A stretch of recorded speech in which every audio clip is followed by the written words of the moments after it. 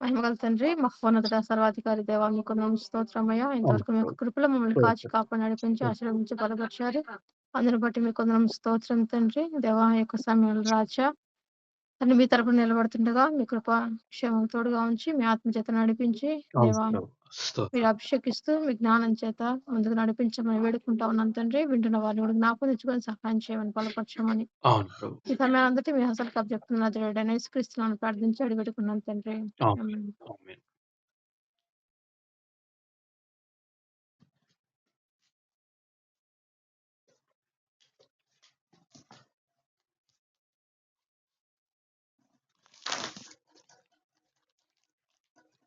Okay.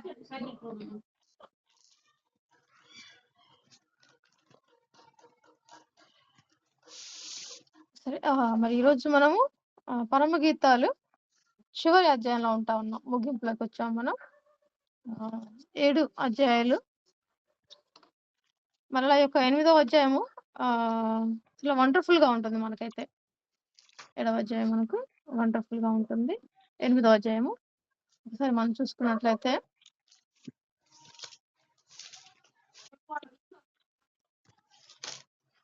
ఒక్క నిమిషం.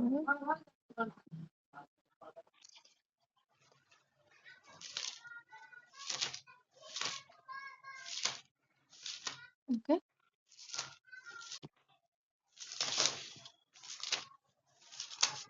మనం చదువుకుంటూ ముందుకు వెళ్దాం. మొత్తం ఒకేసారి నేను చదవట్లేదు కానీ 1 బై 1 చదువుకుంటూ ముందుకు వెళ్దాం మనం.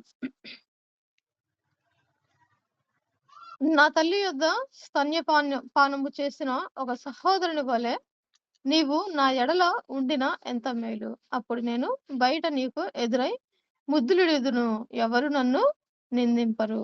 మనము ముందు మరి 7వ అధ్యాయము అలాగే 5వ అధ్యాయం నుంచి మనం చూసుకున్నట్లయితే మరి తను నిర్లక్ష్యం చేసి అదే పోగొట్టుకోవడము, మళ్ళా బతకడము, తర్వాత కనుగొన్నప్పుడు మరి ప్రియుడైనటువంటి యేసు ప్రభు, భర్త అయినటువంటి యేసు ప్రభు మరి తనను మొదట ఏ ప్రేమతో అయితే ప్రేమిస్తా ఉన్నాడో అదే ప్రేమతో ప్రేమిస్తా ఉన్నానని చెప్పడము.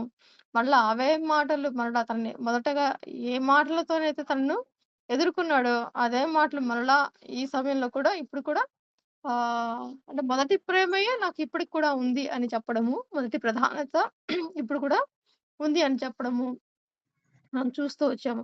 సో, భార్య అయినటువంటి సంఘాన్ని ప్రభు భర్త అయినటువంటి యేసు ప్రభు ఎంతగా పొగుడుతా ఉన్నాడో, అట్ ద సేమ్ టైమ్ తన యొక్క ప్రియుడైనటువంటి యేసు ప్రభు యొక్క మరి భర్త అయినటువంటి యేసు ప్రభు యొక్క గుణగణాలను కూడా అందరిలో 10,000 మంది ఉన్నా కానీ వాళ్ళందరిలో కూడా శ్రేష్టమైన వాడు నా భర్త, నా యొక్క ప్రియుడు అని మరి సంఘం కూడా ఎంతగా వర్ణించడం కూడా మనము చూస్తూ వచ్చాము. సో, ప్రత్యేకతలు చెప్పడము మనం చూస్తూ వచ్చామన్నమాట. సో, అలాగే మరి ఈ యొక్క మరి 8వ అధ్యాయంలో చూస్తే ఇక్కడ వీళ్ళ యొక్క సహోదరులు కూడా వస్తారు. అది మనము తర్వాత చూద్దాం. ఇక్కడ 8వ అధ్యాయము మొదటి వచనంలో నా తల్లి యొద్ద స్తన్యపానము చేసిన ఒక సహోదరుని వలె అంటే నా యొక్క బ్రదర్ లాగా, నా యొక్క సొంత తమ్ముని వలె లేదా సొంత అన్న వలె నీవు ఉండినా ఎంత బావుండు. అలా ఉన్నప్పుడేంటంటే నేను అంటే సొంత బ్రదర్ లాగా ఎందుకు ఇక్కడ ఆహ్, ఉంటే బావుండని అనుకుంటుందంటే, ఇప్పుడు తను ఎలా సంఘంగా ఎలా ఫీల్ అవుతా ఉందంటే షూలమితి, ఇక్కడ తనని భర్తలాగా ఫీల్ అవ్వట్లేదు. ఈ ఈ అధ్యాయంలో భర్తలాగా కాకుండా ఫీల్ అవ్వట్లేదు ఇన్ ద సెన్స్ ఇక్కడ తను ఇంకా పాత రోజుల్లోనే ఉంది. 7వ అధ్యాయం వరకు ఒక ఎత్తు. 7వ అధ్యాయం వరకు ప్రేమించడము, పెళ్లి చేసుకోవడము, భర్త ఇంటికి రావడము, మరలా నిర్లక్ష్యం చేయడము, భర్తను పోగొట్టుకోవడము, మళ్ళా బతకడము, కనుగొనడం ఇంతటితో అయిపోయిందది.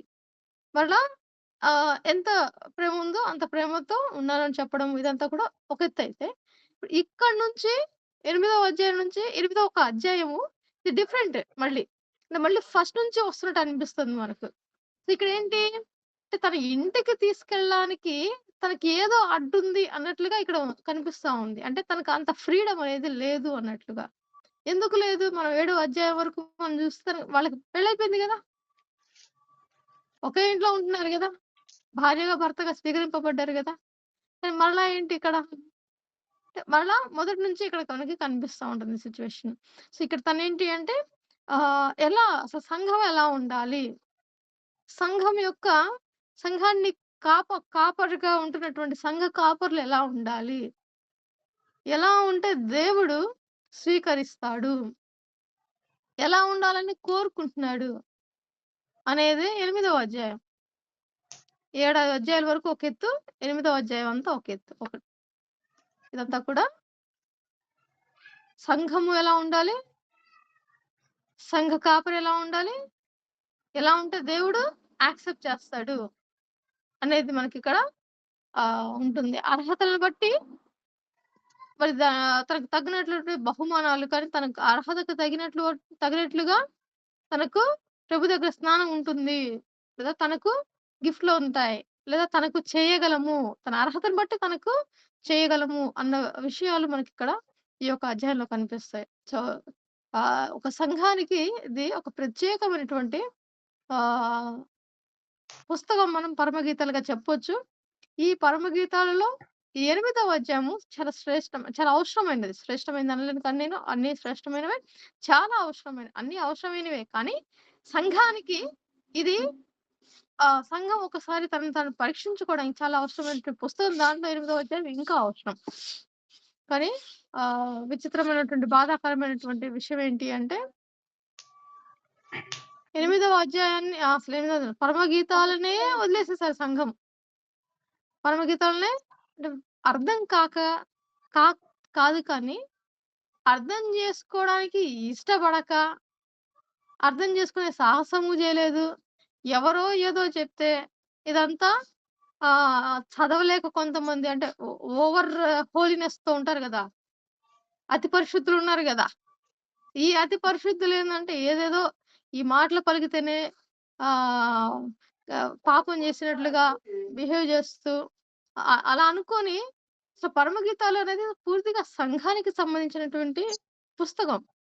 సంఘానికి సంబంధించినటువంటి పుస్తకాన్నే పక్కన పెట్టేసేసారు.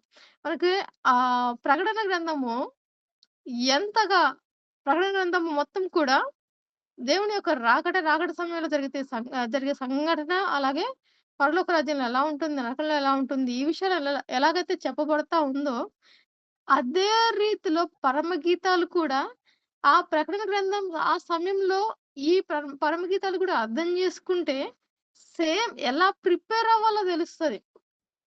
అక్కడ ఏం జరుగుతుందో ఉంటది. ఇక్కడ ఎలా ప్రిపేర్ అవ్వాలి? దేవుడు ఏం కోరుకుంటున్నాడు? సంఘానికి ఏం కావాలి? సంఘ కాపురులు ఎలా ఉండాలి? అనేది పరమగీతాల్లో ఉంది. ఇది అసలు పరమగీతాల యొక్క ఉద్దేశ్యమే అది. పరమగీతాలు అసలు బైబిల్‌లో పెట్టడానికి కూడా చాలామంది పండితులు ఒప్పుకోలేదట. ఎందుకంటే ఇదంతా కొంతమందేంటంటే సొలొమోను యొక్క ప్రేమ గీతము, ప్రేమ పుస్తకము ఆ రచన శైలి అలా ఉంది. కానీ దైవావేశంతో రాయించబడినటువంటి పుస్తకం గదా! బైబిల్ మొత్తం కూడా. ఇక్కడ ప్రతి చోట మనం చూస్తా ఉంటే ఒకవేళ కేవలం సొలొమోను యొక్క ప్రేమను గురించి, సొలొమోను యొక్క ప్రియురాలు గురించి ఇది చెప్పబడితే, ఎందుకు మధ్యలో దేవునితో పోలికలొస్తాయి? పూర్తిగా పేర్లు లేకుండా మెన్షన్ జేయకుండా ఎందుకు మధ్యలో దేవుని గురించిన మాటలు వస్తా ఉన్నాయి? ఇది కేవలము సొలొమోను మహారాజు మాత్రమే ప్రేమను ఇంతగా వివరించగలడు. ప్రేమ ఎంతగా ఆయన మాత్రమే వివరించగలడు. అందరూ ప్రేమ అనంగానే సంసోను వెనక పడతారు కానీ, సంసోను ప్రేమికుడేం కాడు. సంసోను ఎవరిని ప్రేమించల. పెళ్లి చేసుకున్నాడు సంసోను.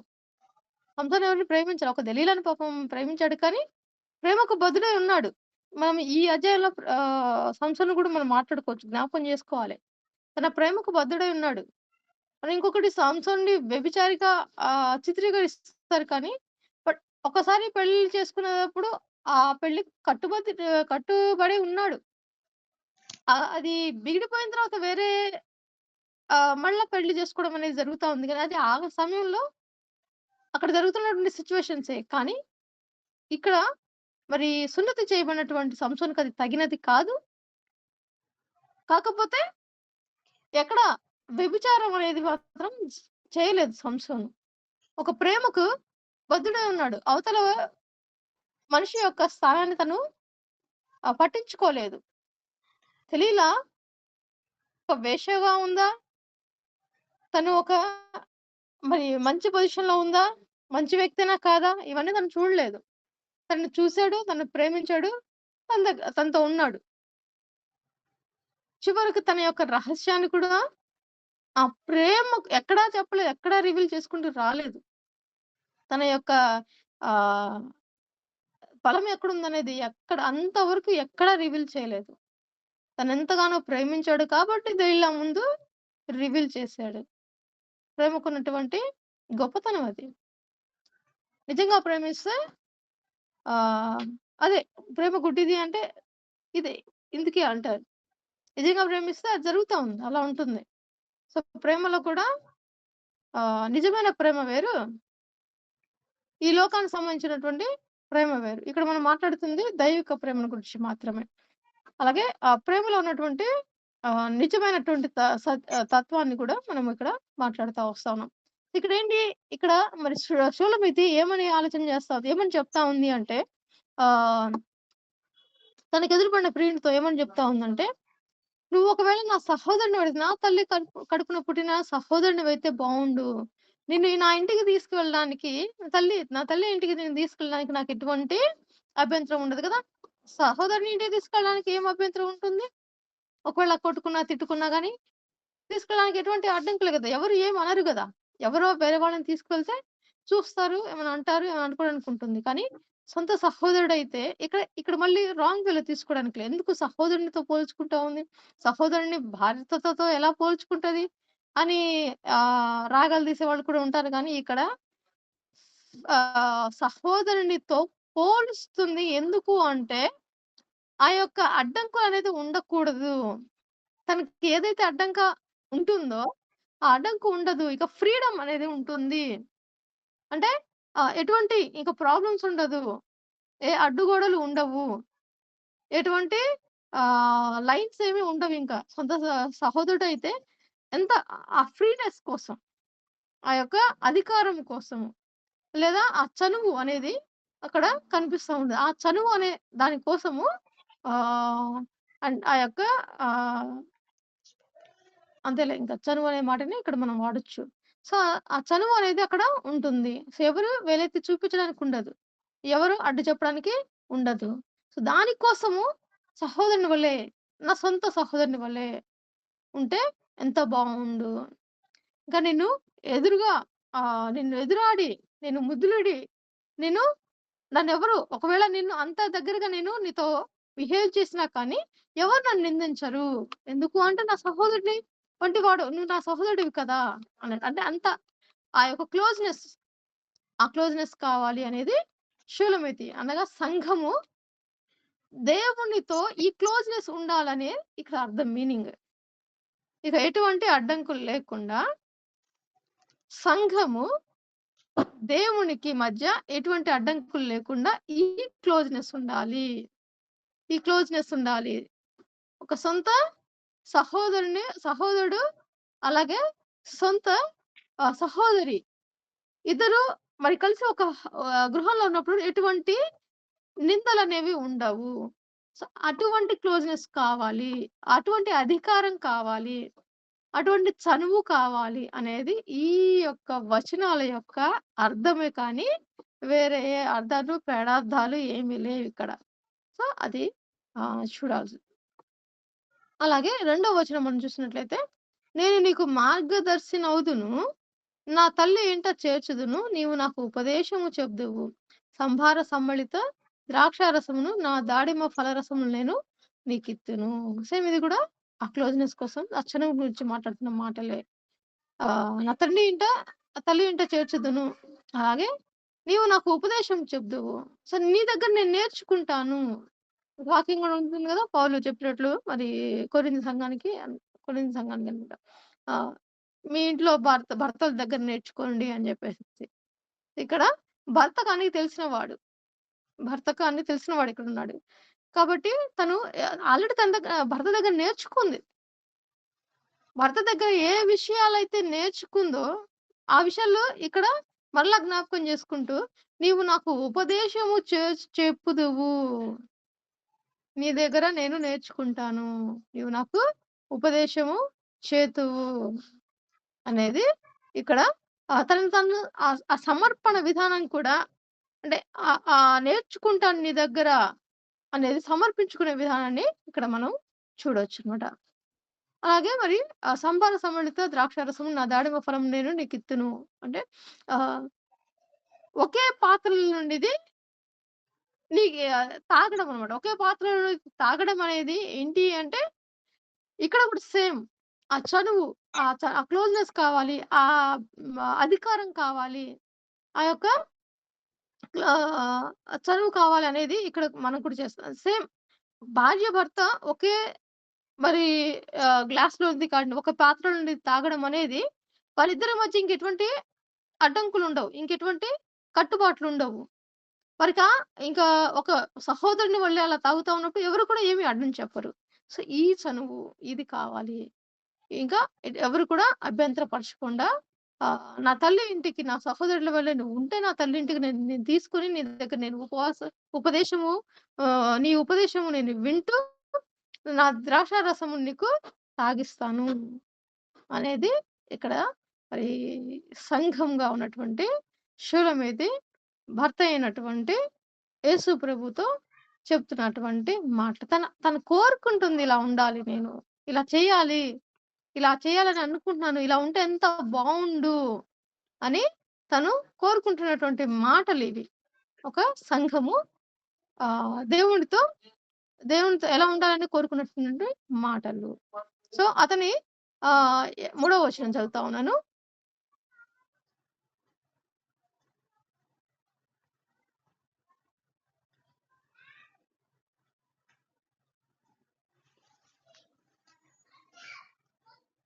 అతని ఎడమ చెయ్యి నా తల క్రింద ఉన్నది. అతని కుడి చెయ్యి నన్ను కౌగిలించుచున్నది. అతని ఎడమ చెయ్యి నా తల క్రింద ఉన్నది. అతని కుడి చెయ్యి నన్ను కౌగిలించుచున్నది. సేమ్ ఇది కూడా మనం చూసుకుంటే అంటే దగ్గరగా ఉన్నటువంటి బంధాన్ని ఇక్కడ మనము ఇంకో రకంగా చూసుకున్నట్లయితే ఒకసారి దీన్ని చూసినట్టయితే తల్లి కొడుకుల లేదా తల్లి బిడ్డల యొక్క తల్లి ఎలాగైతే మరి బిడ్డకు పాలిస్తుందో అది గనక మనం ఊహించుకుంటే ఇక్కడ ఇచ్చినటువంటి అర్థము భార్యకి, భర్తకు మధ్య ఉన్నటువంటి మీనింగ్‌లో ఉంటుంది. కానీ ఒకసారి మనం గనక ఒక తల్లి బిడ్డ యొక్క ఇమేజ్ మనం ఒకసారి ఇమాజిన్ చేసుకున్నట్లయితే పాలిస్తున్నప్పుడు ఎలా ఉంటుంది? బిడ్డ యొక్క తల కింద ఎడమ చెయ్యి ఉంటుంది.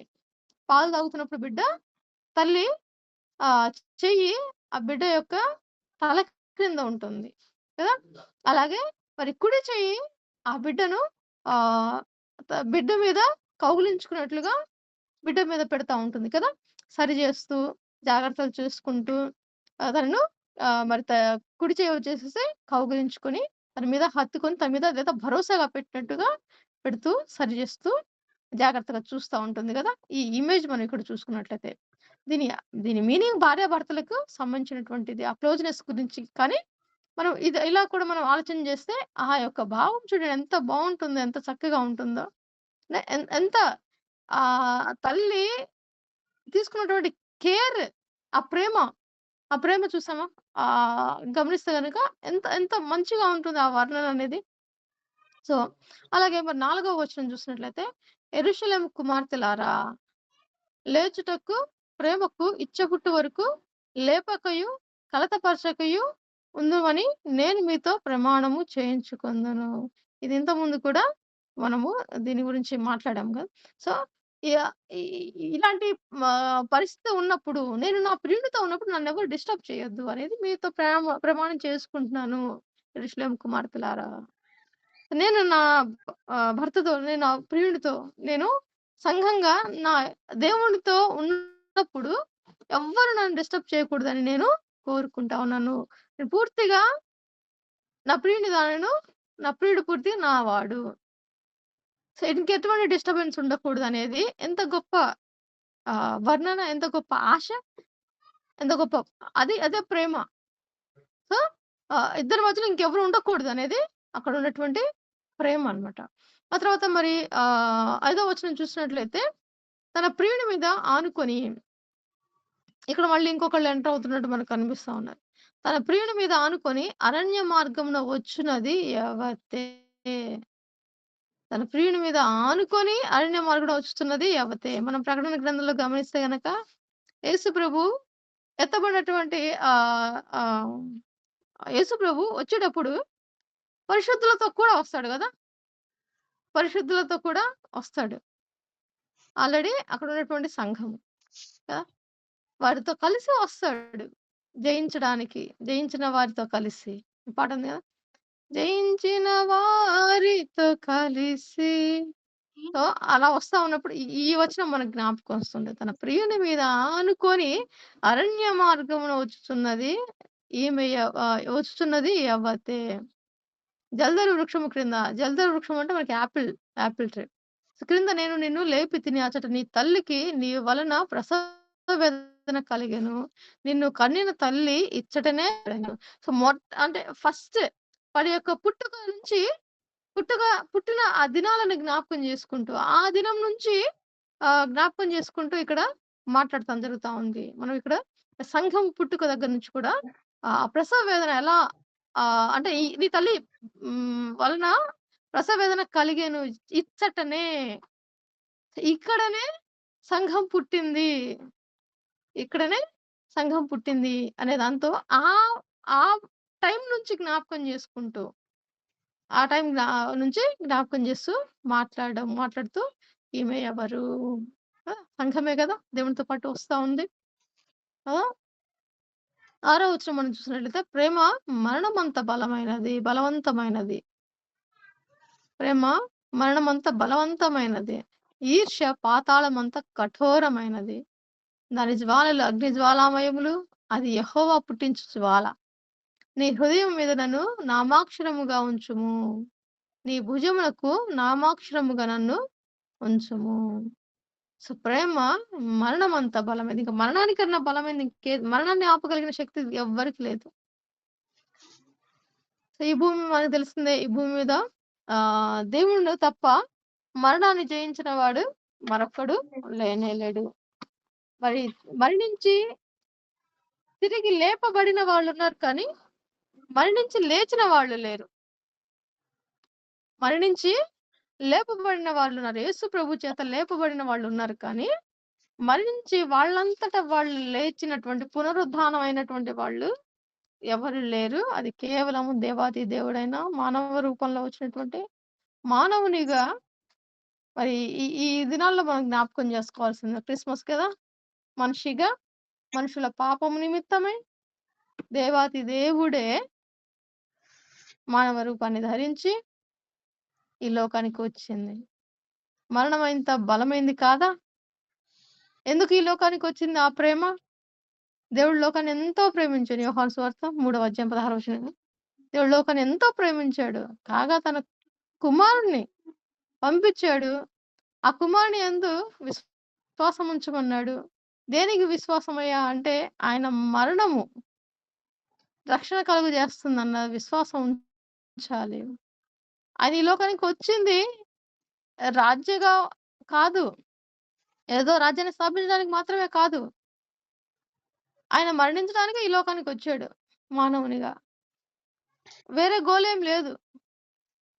ఆయన బలి బలిగా అర్పింపబడడానికి ఈ లోకానికి మానవునిగా రావాల్సి వచ్చింది. వేరే ఇంకేదైనా ఉద్దేశ్యం ఉంటే ఆయన దేవునిగా ఉంటూనే చేయొచ్చు. కానీ మానవుల పాపం నిమిత్తమై సమానమైనటువంటి పరిశుద్ధుని యొక్క రక్తము చిందింపబడాలి. రక్తము శరీర మాంసాలు కలిగినటువంటి మానవ శరీరానికే ఉంటాయి. రక్త మాంసాలు కలిగినటువంటి శరీరము ధరించాల్సిన అవసరత ఉంది కాబట్టి అలాగునే వచ్చాడు దేవుడు. ఇంకేదైనా ఉంటే పరలోకంలో ఉండే చేయగలడు. కాబట్టి ఆ ప్రేమ మరణించడానికొచ్చింది. మరణాన్ని ఇష్టపడి ఆ మరణం కూడా డైరెక్ట్‌గా చంపేస్తే ఎటువంటి ప్రాబ్లమ్ ఉండదు. పెద్ద నొప్పేం ఉండదు. శ్రమలు భరించడానికి వచ్చి, శ్రమలు భరించి చనిపోవడానికొచ్చింది ఆ ప్రేమ. సో, మనము ఇది కరెక్ట్ కాదు కానీ, మనం మామూలుగా ఆలోచన చేస్తే లోకంలో ఉన్నటువంటి ప్రేమనే కొద్దిపాటి శ్రమ, అవతల వాళ్ళని ప్రేమించిన వారి కోసం కొద్దిపాటి శ్రమను భరిస్తా ఉంటారు గదా! మరి వాళ్ళే అంతుంటే, తన ప్రజలకు నిమిత్తమై తను ఎంతో ఇష్టపడి తన స్వరూపాన్ని ఇచ్చి, తన రూపంలో పుట్టించినటువంటి మనుషుల పట్ల దేవుని ప్రేమ ఇంకెంత ఉంటుంది? ఆ ప్రేమను వర్ణించడానికి ఆయన మానవ జన్మ. ఆయన ప్రేమను వర్ణించడానికే మానవ జన్మ. అంత ప్రేమించాడు గాబట్టే వచ్చాడు చనిపోవడానికి. బలి ఆ శ్రమలు అనుభవించి చివరి రక్తపు బొట్టు వరకు శ్రమలు అనుభవించాడు. ఆయన వీపు దున్నబడింది. అటువంటి ప్రేమతో ఆయన ప్రేమిస్తా ఉన్నాడు సంఘాన్ని. సంఘాన్ని అంతగా ప్రేమిస్తా ఉన్నాడు. చనిపోవడానికి వచ్చాడు గాబట్టి ఇక్కడ ఈ మాట సత్యమైనది. ప్రేమ మరణమంత బలవంతమైనది. ఈర్ష్య ఒకవేళ ఈర్ష్య అయితే పాతాళమంత కఠోరమైనది. ఈ ఈర్ష్యలో గూడా 2 రకాలుంటుంది. ఒకటి ఈ ప్రేమకు తగినటువంటి ప్రేమ వల్ల వచ్చే ఈర్ష్య ఒకటుంటుంది. ఇంకొకటి నెగెటివ్ క్యారెక్టర్‌తో ఉన్నటువంటి ఈర్ష్య ఇంకొకటుంటుంది. ఈ ప్రేమ ఇప్పుడు మనం పైన చూస్తా ఉన్నట్లయితే షూలమితి అయినటువంటి సంఘం తనకొక ఈర్ష్య ఉంది. ఈర్ష్య ఏంటి అంటే తన దేవుడు తనకే సొంతం. నా ప్రియుడు నాకే సొంతం. ఇంక వారి మధ్య ఎవరు ఉండకూడదు. అది పాతాళమంత కఠోరమైనది. అది పాతాళమంత కఠోరమైనది. ఇంకొక రకంగా మనం ఆలోచన చేస్తే లూసిఫర్ సాతాను యొక్క ఈర్ష్య ఎలాంటిది? తనను దేవుడు భూమి మీదకి నెట్టేసేసాడు. అయితే ఇక ఆ పగతో అది ఈర్ష్య పెంచుకొని సాతాను ఆ దేవుడిని మరి డైరెక్ట్‌గా తను ఎదుర్కోవడం తనకు కష్టం గాబట్టి, దేవుడిని ఏం చేయలేడు గాబట్టి, దేవుని యొక్క బిడ్డల మీద దేవుడి మీద ఈర్ష్యతో దేవుని బిడ్డలను టార్గెట్ చేస్తూ అందరిని నరకానికి తీసుకువెళ్తున్నటువంటి ఈ ఈర్ష్య. పాతాళమంత కఠోరమైనదది. పాతాళమంత కఠోరమైనది. అది ప్యూర్ మంచి ఉద్దేశమైనటువంటి ఈర్ష్య ఈ ప్రేమకు విలువనిస్తుంది. మరి ఒక బంధాన్ని బలపరుస్తుంది. కానీ నెగెటివ్ ఈర్ష్య అయితే నరకాన్ని సృష్టిస్తా ఉంది. దాని జ్వాలలు అగ్ని జ్వాలామయములు. అది యెహోవా పుట్టించు జ్వాల. ఇక్కడ మనము ఈ ప్రేమ ఈ అగ్ని జ్వాలలు దేవుని యొక్క జ్వాలని ఈ కాంటెస్ట్‌లో మాత్రము ఇక్కడ ఉన్నటువంటి కాంటెస్ట్‌లో మాత్రము దీని జ్వాలలు అగ్ని జ్వాలామయం సమములు. ఈ ఇంగ్లీష్‌లో గనక చూస్తే ఈ యొక్క ఫ ఫైర్‌ని మనం చూస్తే ఒకసారి ఇంగ్లీష్‌లో చూస్తే గనక jealousy is fire as the grave, flashes are the flashes of the fire, a very flame of the Lord. Okay. ఇక్కడ లేదు. వేరే చోట వేరే రకంగా ఉంటుంది దాని మీనింగ్. ఓకే. సో, ఈ యొక్క అగ్ని జ్వాల యెహోవా పుట్టించు అగ్ని జ్వాల. ఇది యెహోవా అగ్ని జ్వాల. ఆ యెహోవా అగ్ని జ్వాల ఎలా ఉంటుందయ్యా అంటే, ఆ అగ్ని జ్వాలల్లో ఆ అగ్ని జ్వాలలను మరి ముట్టితే నెబుకద్నెజరు మరి ముగ్గురు మరి తన దగ్గర ఉన్నటువంటి షడ్రక్, మెషక్, అబేద్నెగో విషయం మనం ఆలోచన చేస్తే గనక మరి ముగ్గురిని అగ్నిగుండంలో వేయాలనుకున్నప్పుడు ఈ ముగ్గురిని అగ్ని జ్వాలలు కాల్చలేకపోయాయి. వారితో పాటుగా 4వ వాడిగా దేవుడున్నాడు. అదే అగ్ని జ్వాలల దగ్గరకు మిగతా వారు ఎవరైతే వేయడానికి వచ్చారో వారందరూ ఎంత క్షణాల్లో వాళ్ళు కాలిపోయినట్లుగా మనకు వాక్యం చెప్తా ఉంది. అదే మోషే విషయంలో కూడా ఆలోచన చేస్తే, మోషే దేవునితో 40 రాత్రులు, 40 పగళ్ళు ఉన్నప్పుడు, దేవుడు అగ్నిలోనే కనిపిస్తాడు. ఆహ్, మరి మనకి రాఘవ బ్రదర్ ఆల్రెడీ ఆహ్, అద్ నిర్గమకాండం మనకు చెప్తా ఉన్నారు. ఇప్పుడు అదే నడుస్తా ఉంది మనకు. ఆ యొక్క సీనాయి పర్వతం ఎలా కనిపిస్తా ఉంది? అంత ధూమమయమైపోయింది. పొగతో నింపబడతా ఉంది. అంత అక్కడ అంత అగ్ని ఉంది. అంత ధూమమయంతో నింపబడింది ఆ యొక్క సీనాయి పర్వతం. ఆ అగ్ని జ్వాలల దగ్గరే ఉన్నాడు గదా! మోషే. మోషే కిందకొచ్చినప్పుడు తన ముఖం ఎలా ఉంది? ఎంతో ముసలివాడయిపోయినట్టుగా ఉంది. తన ముఖము ప్రకాశవంతం ఆ వెలుగుకి మోషే యొక్క ముఖం ప్రకాశం అవుతా ఉంది. కానీ అవే అగ్ని జ్వాలలతో ఆ కోపంతో కింద ఉన్నటువంటి ఇశ్రాయేలీయులు అలాగే ఆహ్, మనము ఇంకా ఎంతమంది ఇలాంటి కాంటెక్స్ట్‌లో మనం బైబిల్‌లో చాలా చూడొచ్చు కదా! యెహోవా యొక్క అగ్నిజ్వాల ప్రేమతో కూడుకున్నదైతే ప్రయోజనకరము. ఆ అగ్నిజ్వాలలు మోషేని కాల్చలేదు. కానీ తననింకా ప్రకాశవంతంగా చేసింది. అలాగే ముగ్గురు స్నేహితులు మరి ఎవరైతే సాక్ష్యంగా నిలబడ్డారో వారితో పాటు దేవుడున్నాడు. కానీ వాళ్ళని కూడా కనీసము ఆ యొక్క అగ్నిజ్వాలల యొక్క వాసన గూడా వాళ్ళ మీదకి లేదు. ఆ ప్రేమ, అలాగే ఈర్ష్య ఇదంతా కూడా పాజిటివ్ వేలో అయితే దానివల్ల ప్రయోజనము. నెగెటివ్ వేలో అయితే దానివల్ల నరకముంటుంది. ఇక్కడ, ఇక్కడ మాత్రం మనకు ఈ యొక్క ప్రేమ మరి దేవుని యొక్క ప్రేమ అది మరణమంత బలమైనది. దాని జ్వాలలు యెహోవా యొక్క జ్వాలలు. యెహోవా పుట్టించు జ్వాల అది. దేవుని యొక్క ఫైర్ ఎలా ఉంటుంది కదా! దేవుని యొక్క ఫైర్. ప్రేమతో అయితే పరలోకం, మరి కోపంలో మరి సంఘం అంటే ఇక్కడ సంఘంలో ఉన్నటువంటి వాళ్ళు చేసేటువంటి పనుల ద్వారా ఇదే అగ్ని జ్వాలల్లో రేపు నరకంలో ఈ ఈ కోపంలో మరి నరకంలో కూడా నెట్టవేయబడతారు గదా! నరకంలో గూడా నెట్టివేయబడతారు. అలాగే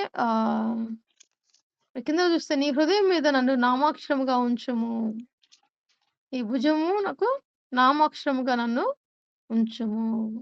ఎంత ఎంత ఎంత ఆశపడుతూ ఎంత ఆహ్, కోరుకోవడం అనేది మనం ఇక్కడ చూస్తా ఉన్నాం చూడండి. కదా!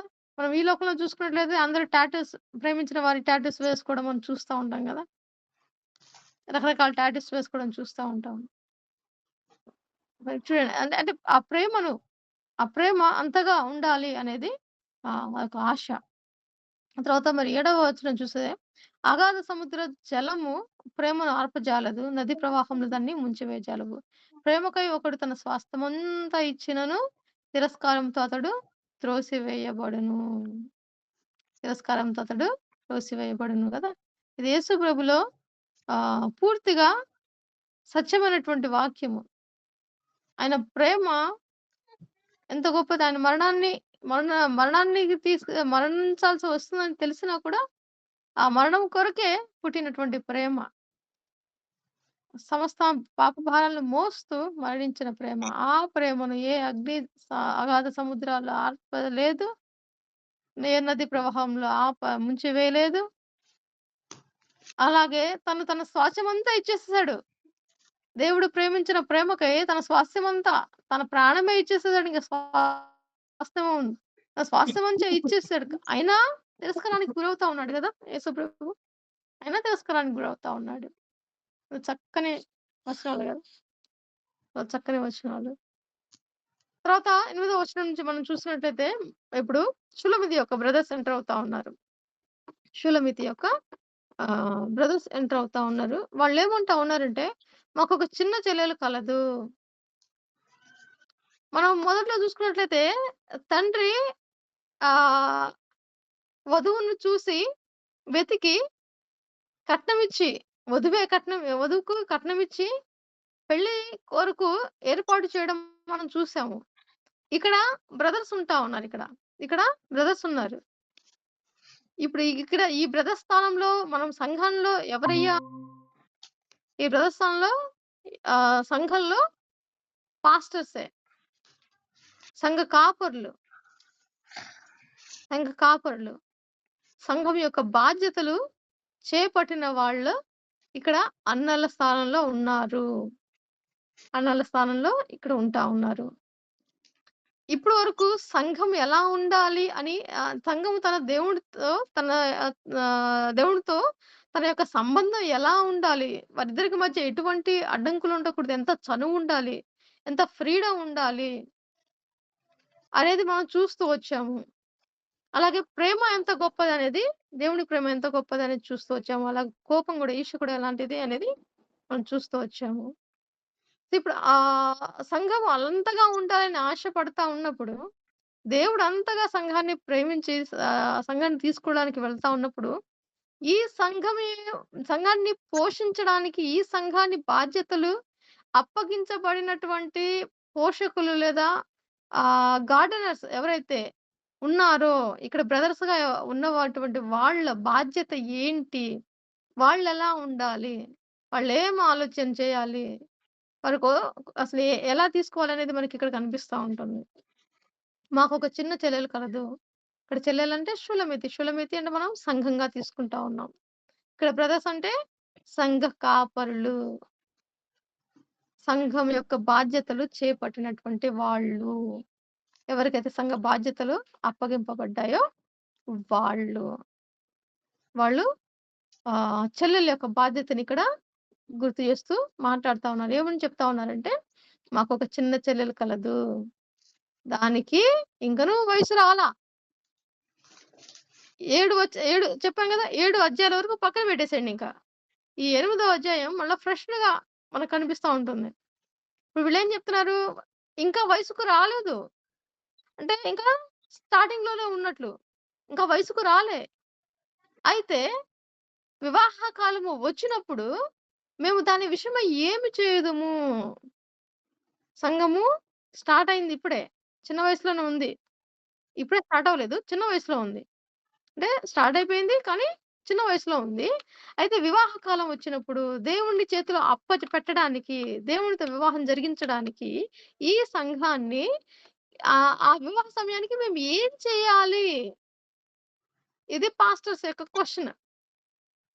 ఇది వాళ్ళ యొక్క ఆహ్, బాధ్యత బాధ్యతాకరమైనటువంటి ఆలోచనలు. బాధ్యత లేని వాళ్ళు దీని గురించి ఏమి ఆలోచన చేయరు. వాళ్ళ వరకే ఆలోచన చేసుకుంటూ, వాళ్ళు సంపాదించుకోవడము, వాళ్ళ కుటుంబం గురించి మాట్లాడుకోవడం, వాళ్ళ కుటుంబాన్ని కట్టుకోవడమే చూస్తారు కానీ, ఇక్కడ ఈ బ్రదర్స్ ఎలా ఉన్నారయ్యా అంటే, తమ చిన్న చెల్లెల కొరకు ఆలోచన చేస్తా ఉన్నారు. ఎప్పుడు ఆలోచన చేస్తా ఉన్నారంటే, ఆ వయసుకింకా రాలా. ఇంకా వివాహ వయసుకు రాలా. ఇంకా చిన్న వయసులోనే ఉండి, అప్పుడే ఆలోచన చేస్తా ఉన్నారు. ఇది సంఘ కాపరి యొక్క బాధ్యత. ఇది ఇంకా కిందకొస్తే మరి 9వ వచనం చూస్తే, ఇది ప్రాకారము వంటిదాయెనా? ఒకవేళ ఇది ప్రాకారం వంటిదైతే, మేము దానిపైన వెండి గోపురం ఒకటి కట్టుదుము. ఒకవేళ తను తన క్యారెక్టర్‌ని కాపాడుకుంటూ తను గనక ఒక ప్రాకారంలాగా, ఒక వాల్‌లాగా, ప్రాకారం అంటే మనకు వాల్. ఒక ప్రాకారంలాగా అయితే గనక, ఆ ప్రాకారానికి మేము వెండి గోపురాన్ని కడతాము. అది కవాటము వంటిదాయెనా? లేదా డోర్ వంటిదయితదా? అలా అయితే గనక మేమింక దాని మీద వెండి గోపురాన్ని కట్టలేం గానీ, దేవదారు నారతో దానికి అడ్డులను కట్టుదుము. అంటే గొళ్ళాలు పెడతాము.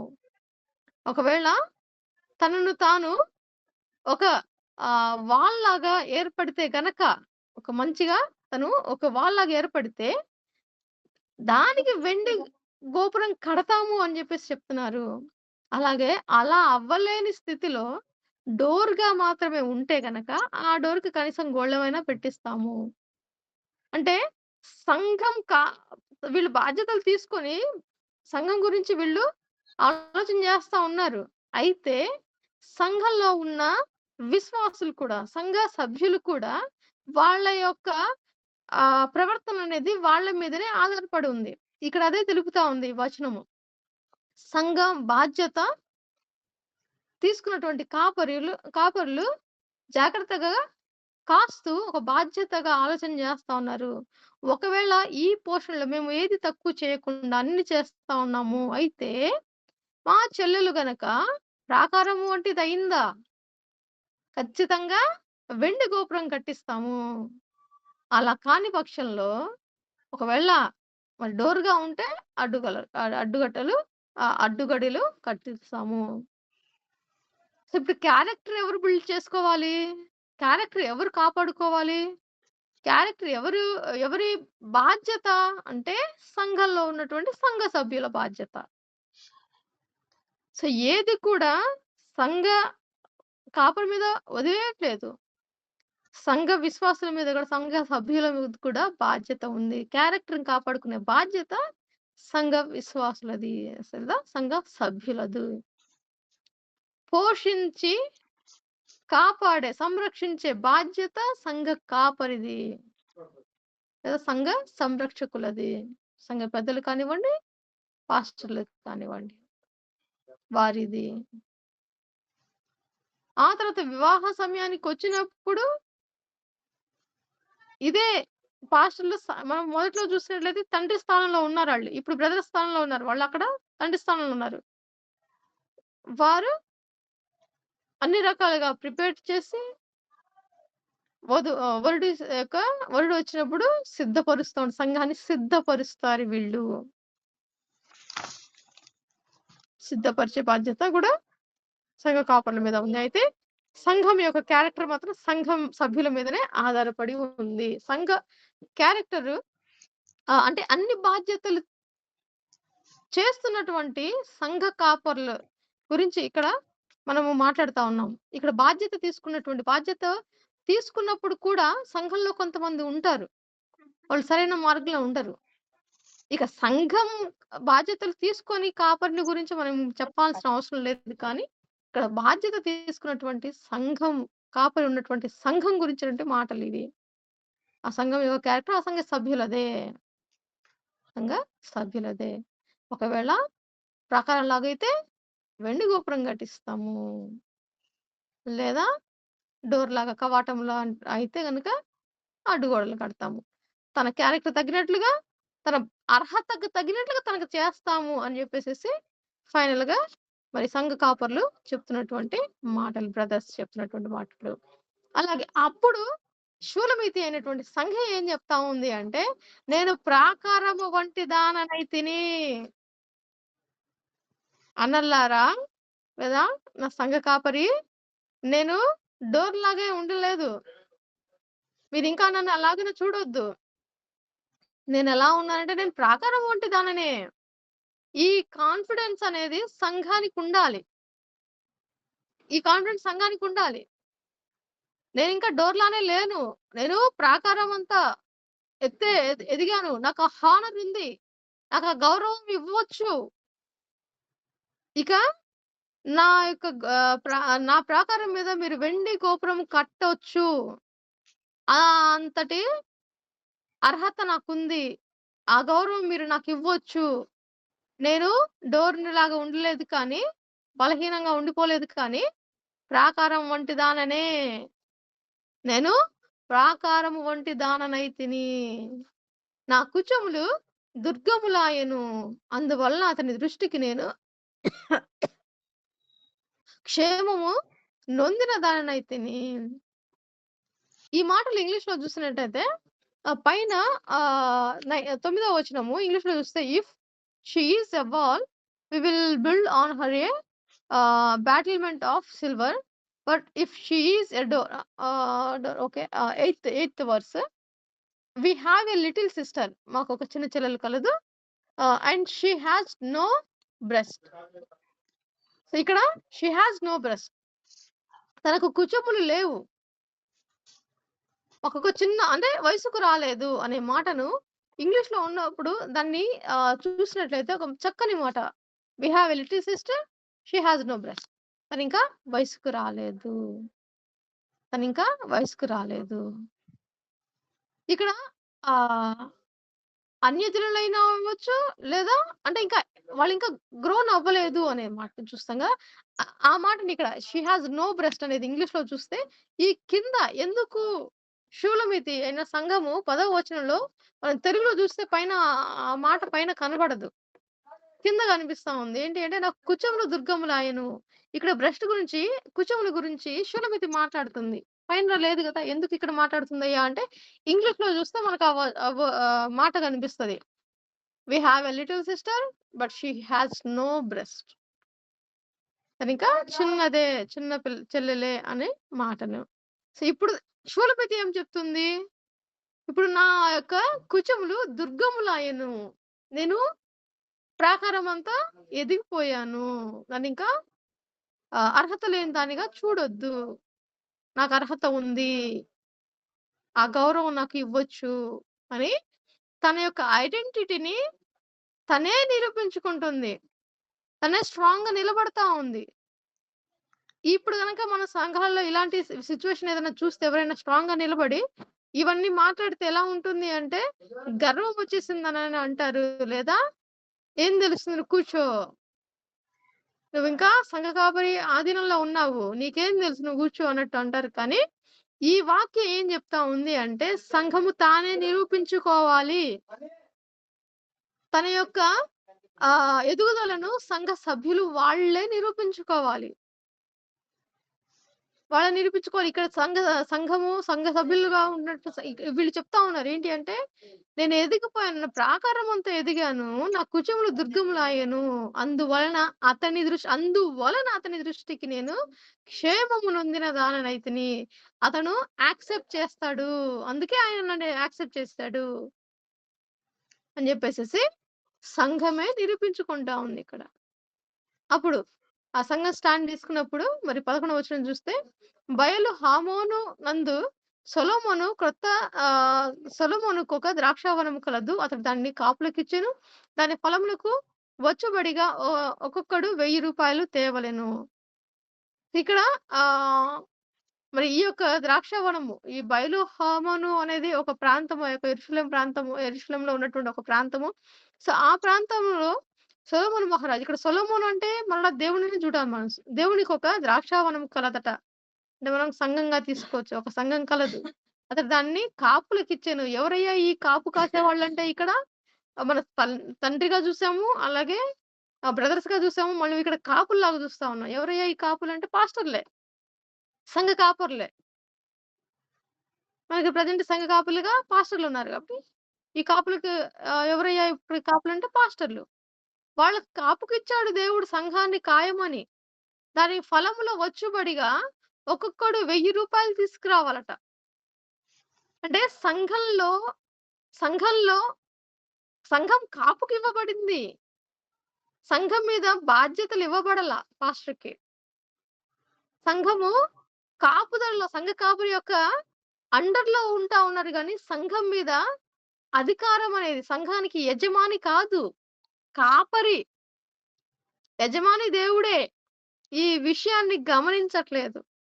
ఈ విషయాన్ని గమనించగా కాపర్లు యజమానులైపోయారు. కాపర్లు యజమానులాగా బిహేవ్ చేస్తే ఎవరిని ఎవరి స్థానాన్ని ఇక్కడ పాస్టర్‌లు తీసుకున్నట్లు? దేవుని స్థానాన్ని తీసుకున్నట్లు. దేవుడు తన మహిమను ఎవరికి ఇచ్చేవాడు కాడు. తన మహిమను ఎవరైనా దొంగలిస్తే సహించేవాడు కాడు. తగు సమయాన వారికి రావాల్సినటువంటి శిక్షను వారికి అప్పగిస్తాడు. వారి తీర్పును వారికి అప్పగిస్తాడు. సంఘ కాపరి యజమాని కాడు. కాయువాడు మాత్రమే. కా సంఘాన్ని కాచేవానికి, కాపరిగా ఉన్నవానికి సంఘ ఫలముల మీద అధికారము లేదు. కూలికి మాత్రమే అర్హుడు. సంఘము యొక్క లేదా తోట యొక్క ఫలముల మీద కాపరికి ఎటువంటి అధికారము లేదు. ఇది గమనించాలి. సో, ఇక్కడ పాస్టర్ గారు ఉన్నారు గాబట్టి చెప్తా ఉన్నాను గట్టిగా. సో, సంఘ కాపరులకు సంఘ ఫలముల మీద ఎటువంటి అధికారం లేదు. అది మనం కింద చూస్తా ఉంటాం. ఇప్పుడు షూలమితి సంఘం చెప్తా ఉంది. నా ద్రాక్ష వనము నా వశమున ఉన్నది. ఎవరిక్కడ సొలొమోను చెప్తా ఉన్నాడు. సొలొమోను ఆ ₹1000 నీకే చెల్లును. నా ద్రాక్షావనము నా వశమున ఉన్నది. సొలొమోను ఆ ₹1000 నీకే చెల్లును. ఆ ₹1000 ఎవరికి చెల్లును? దేవునికే. సంఘ ఫలాలన్నీ దేవునికే చెందాలి. దేవునికే చెందాలి. కాపరి తీసుకోవడానికి వీల్లేదు. కింద చూస్తే దాన్ని కాపు చేయు వారికి 200 కాపు చేయు వారికి వారి యొక్క కానుకలు వాళ్ళకున్నాయి.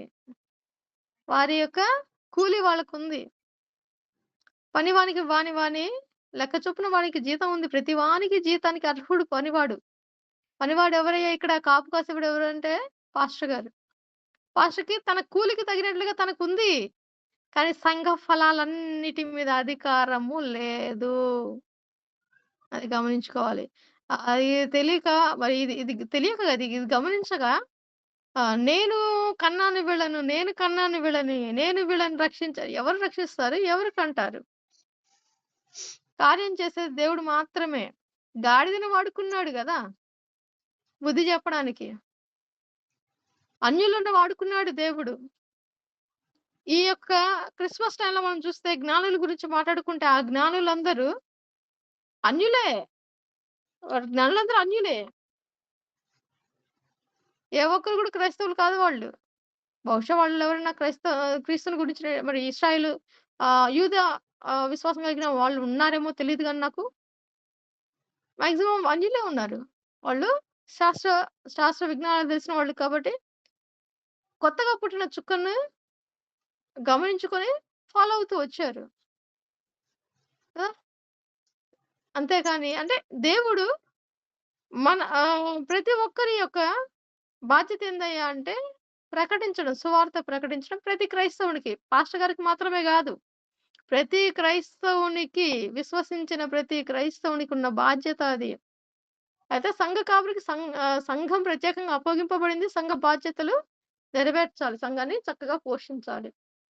కానీ ప్రతి క్రైస్తవునికి బాధ్యత ఉంది. ప్రకటించే బాధ్యత.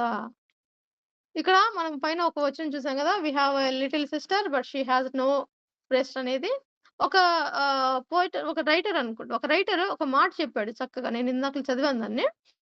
ఏ క్రైస్తవుడైతే క్రైస్తవుడిగా ఉన్నటువంటి వాడు దేవుని మాటలు ప్రకటించకపోతే అతను వయసుకు రానటువంటి వానితో సమానం. వయసుకు రానటువంటి స్త్రీతో సమానం.